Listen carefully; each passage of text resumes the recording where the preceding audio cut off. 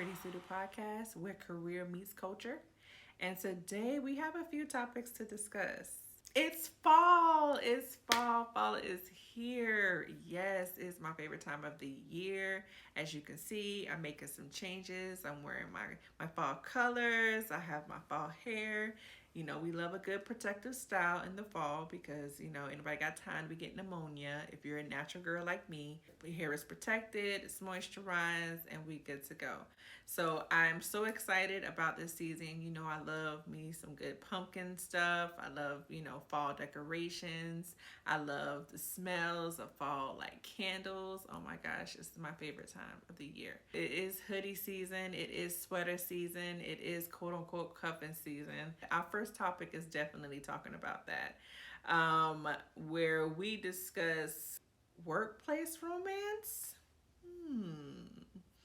You know, I was never a fan of workplace romance. Everybody has their stories about work boo, work bae, and things like that, and how appropriate that is.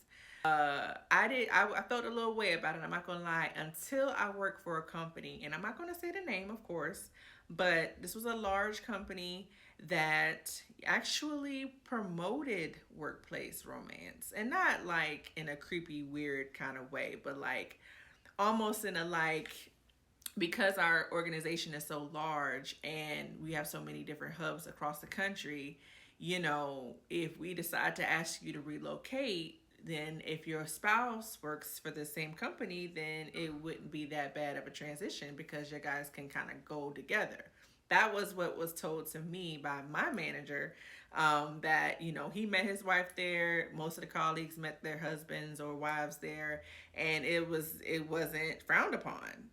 So for me, I'm going in like, okay, but that was just their culture, and it wasn't really anything wrong with that. But in other places, I would highly suggest you check the manual and make sure that you're not stepping on your toes or doing anything outside of that, because you don't want to get called into the HR and it be a problem. So, and as we know in recent news, there has been a problem with a certain NBA coach who decided to take it upon himself to have extramarital relations with people of the same organization. And I'm just going to say it. While we hold our dear near and dear to our hearts, she is not the only one who has fallen victim to her husband, who is the head coach of the Boston Celtics.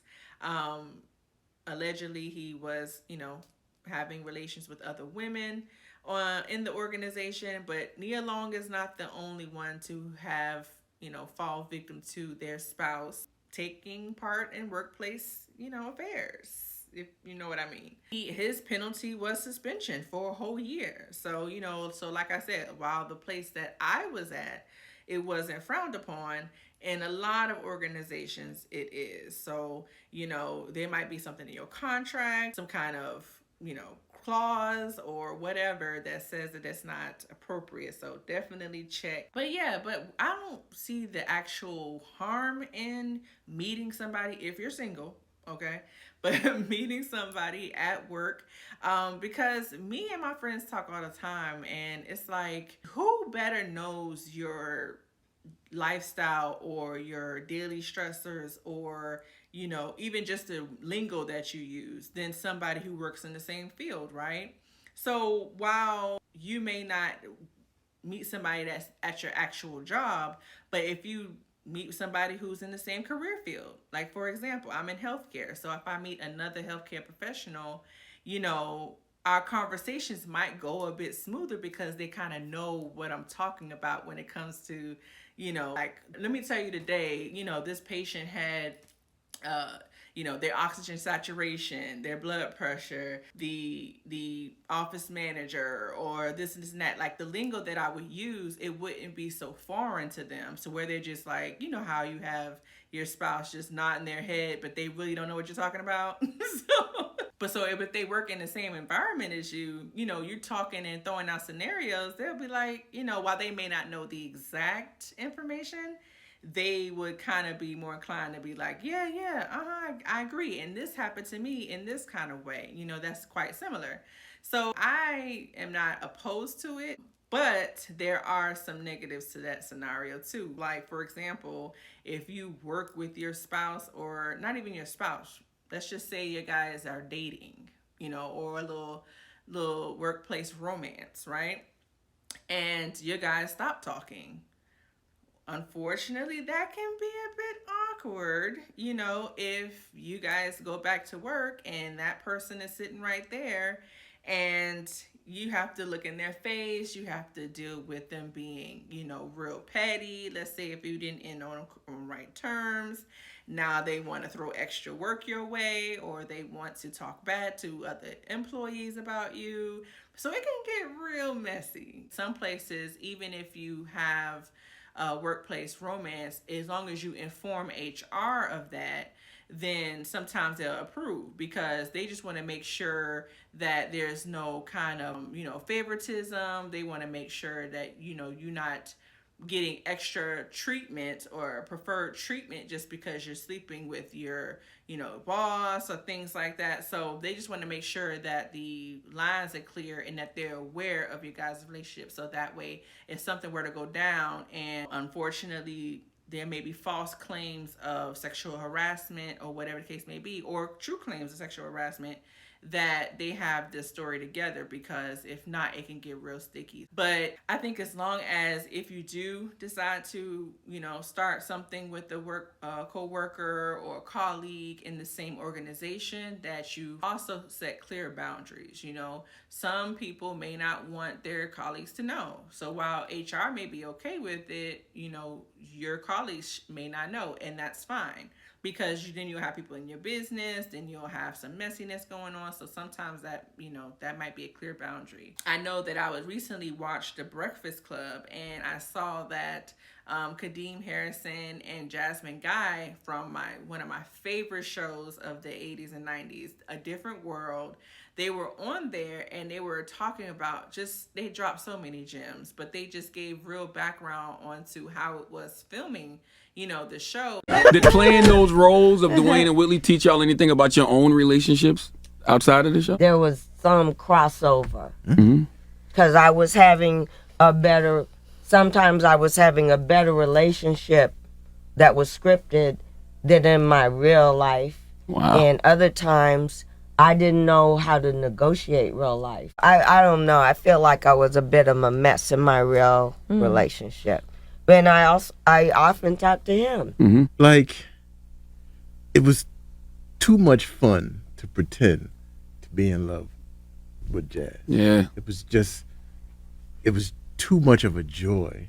If you're with a coworker, day in, day out, 5 days a week, 40 hours a day or more, then, you're bound to have conversations with each other. You're bound to, find, interest in the same things. You're bound to have inside jokes. You're bound to, really develop a connection. So that's pretty much not inevitable, but it's a high chance that could happen. Kadeem Harrison made a valid point that, it was not hard to fall in love or to really get along with Jasmine Guy, and that he actually started dating Cree Summer, during the taping of the show. So, but unfortunately, when him and Cree broke up, it got real sticky on set, and he had to, still work with her. He had to still look at her, when she started dating another guy. I think that's something that you don't really think about, is the aftermath, right?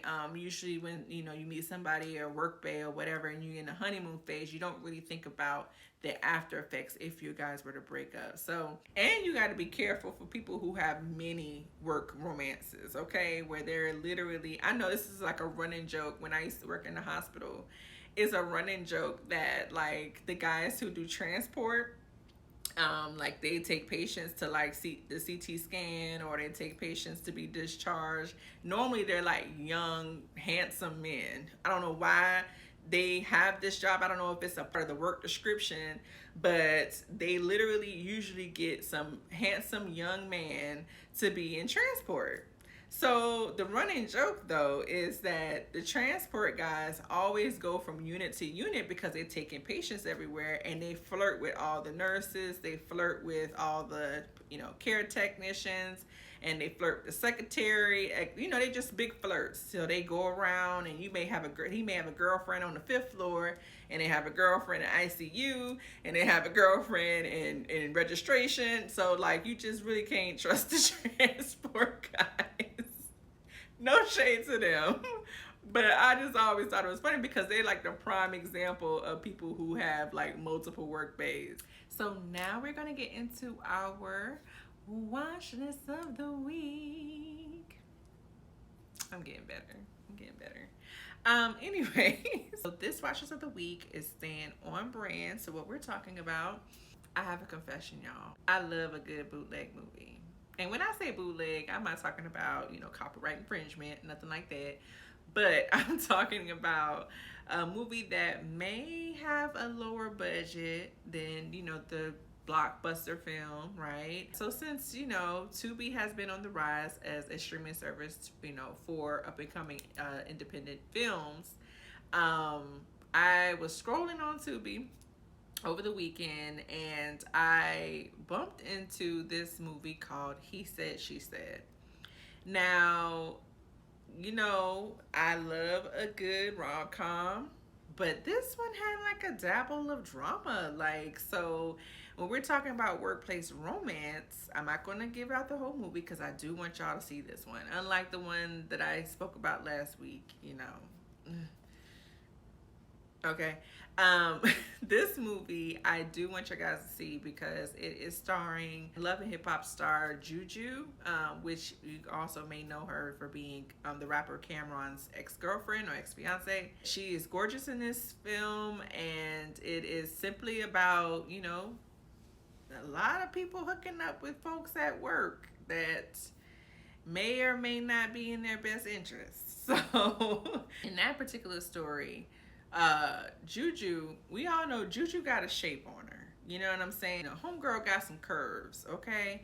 That brought into my mind the topic of like workplace clothes. Because in that film, a lot of the outfits that they wore, you would think like I wouldn't wear that to work, right? Some of the things she had on, her midriff was showing. It was very tight to her frame, and it showed a lot of cleavage, So if you're in an office setting, what exactly is inappropriate?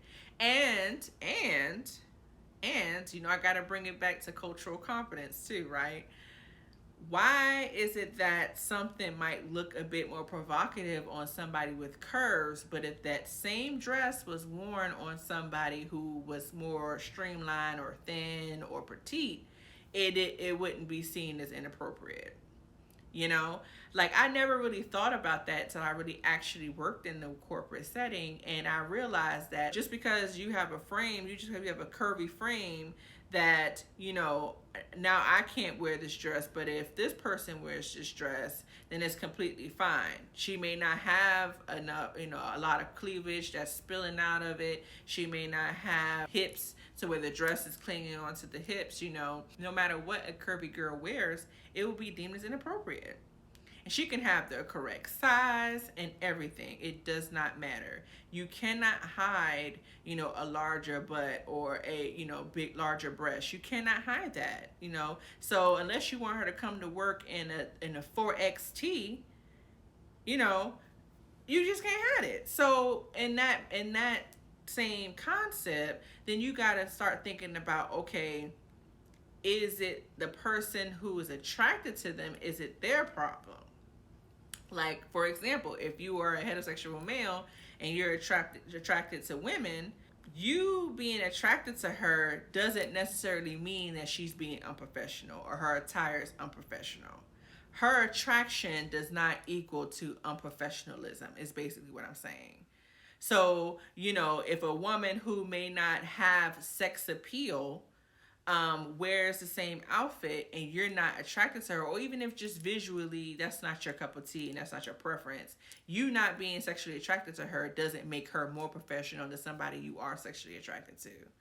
And that's something that we don't really talk about in the workplace. But in that movie, I thought to myself, like, her clothes, yeah, it may be deemed as inappropriate, but a lot of it too was because of her actual frame. Like, I'm just going to bring it back to the healthcare setting. So, like, for example, scrubs. I don't necessarily, wear a lot of tight fitting scrubs, but scrubs have changed over the years from when I first started nursing. When I first started nursing, scrubs were pretty much straightforward. You can wear unisex scrubs where, as long as you had some good pockets, you was good. Like, that was the main purpose of the scrubs. They weren't meant to be sexy. They weren't meant to be sporty. You were looking for a lot of pockets to hold your pens and papers and medications and things like that. So, but nowadays, scrubs are it's a form of athleisure at this point. So as times have changed, you're not necessarily going to be seeing the big box shoulder suits that they wore and living single with the shoulder like this, all the way out here and coming down. Like Gina and Pam used to wear in Martin.